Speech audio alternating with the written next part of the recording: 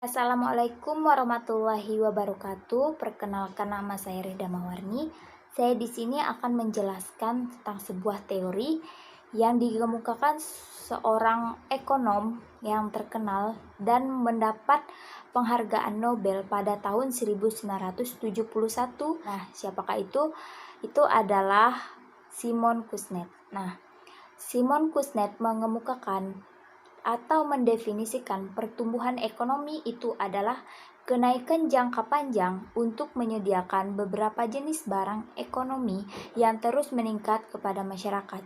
Jadi, Kuznets ini mendefinisikan bahwa pertumbuhan ekonomi itu ada ditandai dengan kenaikan output atau produksi dalam negeri secara terus-menerus. Kuznets mengemukakan bahwa ada 3 faktor atau 3 komponen yang tidak bisa dilepas atau dipisahkan dari pertumbuhan ekonomi, yaitu adalah pertumbuhan ekonomi terjadi akibat peningkatan output terus-menerus. Selain itu, yang kedua juga pertumbuhan ekonomi itu disebabkan oleh kemajuan teknologi. Nah, ketiga adalah penggunaan teknologi secara luas. Nah, hal ini ditandai dengan meluasnya penggunaan teknologi dari suatu negara. Tidak hanya terpusat di kota, namun juga teknologi dapat diakses di seluruh bagian negara tersebut. Nah, Kuznets ini sangat terkenal dengan kurva Kuznets-nya. Nah, kurva Kuznets adalah kurva perbandingan antara ketimpangan dan pertumbuhan ekonomi, di mana menurut Kuznets, pertumbuhan dan ketimpangan ekonomi itu pada awal masa pertumbuhan ekonomi akan menyebabkan ketimpangan yang besar. Nah, hal itu terjadi karena pertumbuhan ekonomi itu dominan akan dimulai di wilayah-wilayah kota yang memiliki potensi atau sumber daya yang menunjang untuk perkembangan industri. Nah, sedangkan untuk wilayah-wilayah di desa itu akan sulit untuk dapat bergabung pada sektor industri. Menurut Kuznets, pertumbuhan ekonomi itu dapat terjadi apabila negara tersebut beralih dari sektor pertanian ke sektor industri. Dengan demikian, pendapatan per kapita masyarakat di kota itu akan cenderung meningkat dan menimbulkan kesenjangan pendapatan dengan masyarakat di desa-desa.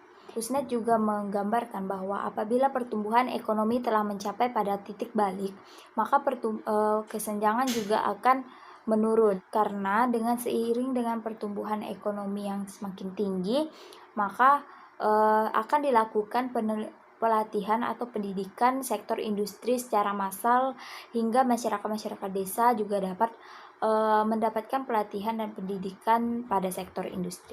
Contoh dari teori ini adalah negara-negara maju sekarang seperti Amerika, Jepang, dan lain-lain itu bergerak pada bidang industri.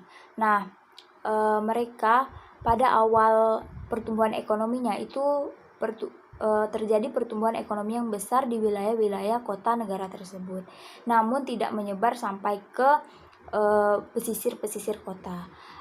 Dengan demikian, pendapatan masyarakat di kota itu cenderung lebih tinggi daripada di desa, sehingga menyebabkan ketimpangan pendapatan yang lumayan besar. Namun seiring meningkatnya pertumbuhan ekonomi, juga terjadi peningkatan pelatihan-pelatihan atau pendidikan untuk masyarakat di desa tersebut. Menurut saya cukup setuju dengan argumen yang disampaikan oleh Kuznets, karena memang banyak negara-negara maju itu dapat meningkatkan pertumbuhan ekonomi mereka melalui sektor industri. Baiklah, sekian penyampaian dari saya. Kurang dan lebihnya saya mohon maaf. Assalamualaikum warahmatullahi wabarakatuh.